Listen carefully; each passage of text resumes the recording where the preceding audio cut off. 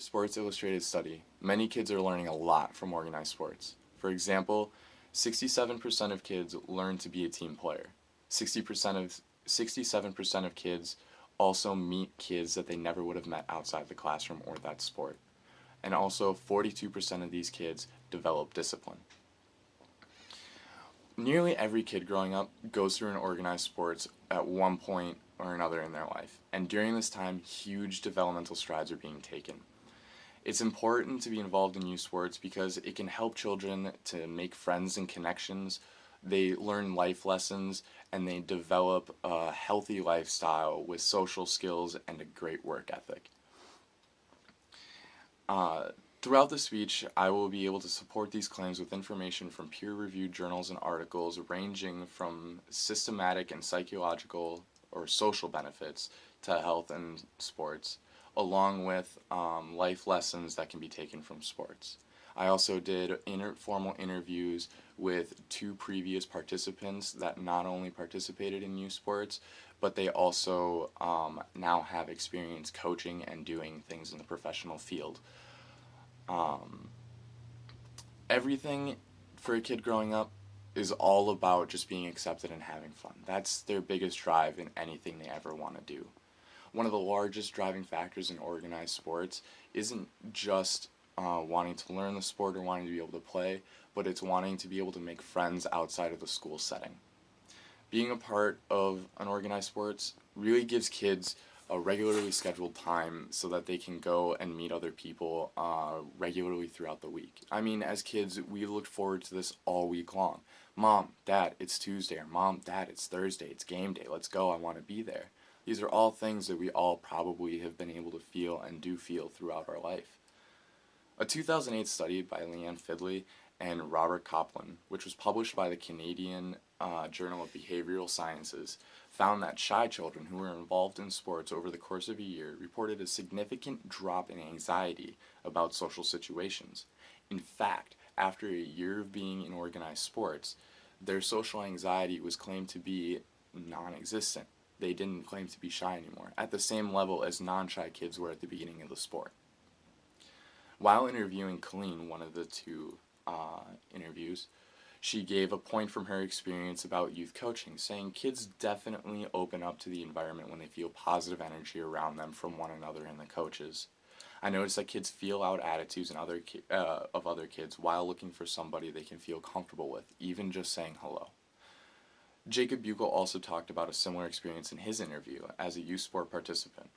He said that it put him in a safe area and a social environment that gave him an opportunity to make friends with people he normally wouldn't have done in school. He also continued that it was just an overall safe environment that he never felt like he was confined to and actually felt like he was able to cut loose and be the person he was. I also myself have participated in youth sports along with coaching youth sports for many years. I find that I see multiple examples of these claims every single time, whether it is a kid that comes in and it feels like he's left out of everything else. By the end of the year, he'll have at least one new friend and feels like he can be a full part of the team. Now, there is a notion that athletic competition is about greater life lessons. But the building of character has been undermined by headlines about pros who abuse steroids, are in legal trouble, or those who just want to make money, quoted from The Game of Life. It's important to make sure life lessons are received positively, but not only positively, but they need to be received early enough in life. Coaches and trainers have the largest impact in this area because they're the leading figure of the team outside of everything else. So they're the teachers, they're the parents, they're the new people that are giving lessons to your kids. They teach communication aspects and they teach situational analysis that then show how to step back and take care of things, not only in the sport but within real life. For sports education in children and youth development, typical lessons reported commonly linked to organized sports would be time management, commitment and most commonly commitment and willingness to work towards goals, respect, discipline, teamwork, communication, situational analysis, and so many more. They also talked about another way of developing these lessons through team leadership. because team leadership not only means that you are the leader of your peers, but you also are showing that you have greater knowledge and even bettering your own knowledge. For example, having a peer leader doesn't just mean having a coach that's roughly the same age. It means somebody that's maybe a few years younger than you. For kids that are in elementary school, it's that high school helper that comes in that really makes an impact. It's because those kids strive to want to be as cool as that high school kid, but they want to work just as hard to impress that high school kid. In Jacob Buchel's interview, he also mentioned that the nature of the sport is and influences of what lessons are learned and to what level all play back to everything he's ever been through in football. For example, when you look at football, you were taught to persevere the next play and to play honestly. I saw all of these lessons that were demanded by my sport, develop and demanded by me outside of life. For example, you have to persevere every time you're rejected for a job, or you have to persevere every time you get rejected in a relationship. And without that perseverance, we just get stuck in a rut and have nowhere to go. Also, a notable NBA coach, Flip Saunders, also believes that what occurs in a court definitely 100% carries over to the real life. In an athletic event, you go through good times and bad, often in the spans of at most 2 hours. Do you have the composure to settle yourself down? Do you totally lose it and just get thrown out of the game, which hurts both you and your team? All of this on-court and off-court experiences really affect how you deal with real-life situations. Do you just throw a fit when you get broken up with? Do you just break down and give up on the entire world when you fail for the job interview? No. You start looking for your next job and you go on and you move forward. But if sports were only about learning and working hard all the time, no kid would want to be in that sport because it would just feel like school or a job. There needs to be some positive returns that keep kids coming back. Otherwise, they're going to burn out and not want to play sports anymore. And they could lose one thing that they love so dearly. Some positive returns that kids receive are boosts in developmental health of lifestyles, their social skills and work ethic that helps them achieve goals, while at the same time little noticeable effects in each of these categories are added that they just notice over time of growing up. For example, on health and lifestyles, athletes ages 5 to 17 have a recommended activity time of 60 minutes per day. With these levels of activity, kids increase physical fitness, reduce body fat, strengthen their cardio and metabolic profiles, gain stronger bones, and reduce symptoms of depression and anxiety, according to Rochelle Amy, International Journal of Behavioral Nutrition and Physical Activity. One study of sport participation across a 3-year time span in German adolescents showed that sports activities had a positive influence on their self-esteem, especially throughout girls, finding that sports gives them a positive self-esteem boost before guys even do. Another study also reports benefits in sports compared to not participation in relation to lower rates in both suicidal thoughts and intentions, and also within terms of shyness. I can also confirm this positive benefit in sports regarding suicidal thoughts and actions because I use sports as a medical release and therapeutic measure.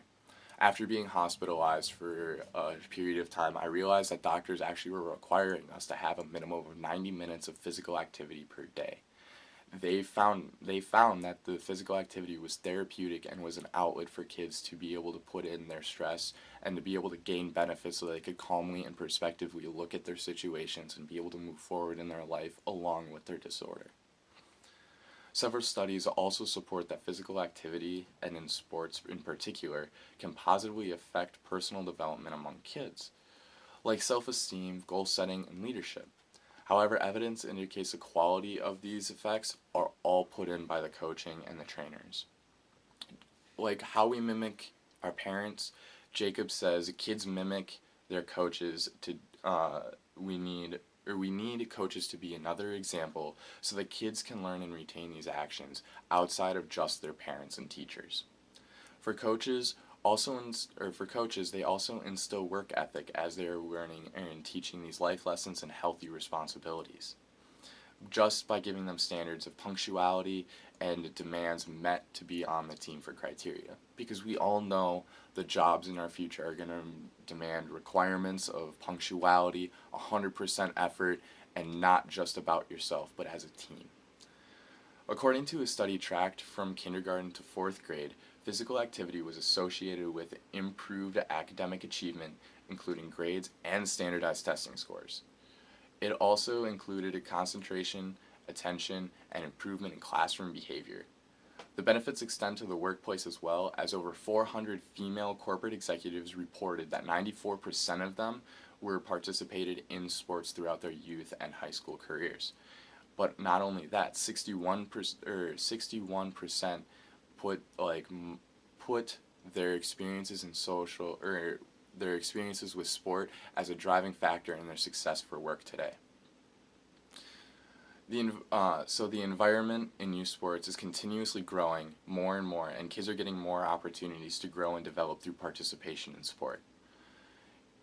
Kids participating in sport regularly and on a regular basis for multiple years are reported to receive a boost in the ability to make friends and connections, learn their life lessons that they'll be using in the future, and develop healthy lifestyle, social skills, and work ethic. With this information, I really hope that you understand how important it is to have kids, and not only yourself, in organized sports. But although everything that I've been talking about today had something to do with sports, that's not your only option. Organized groups like chess, clubs, theater, scouts, boys or girls, all of these have the exact same benefits and outcomes. You don't just have to bank on sports. If your kid doesn't want to do that, don't force them. The biggest thing to ever have, for your kid to be happy and moving forward in positive growth, is that they need to have passion about what they're learning about and what they're participating in. Thank you.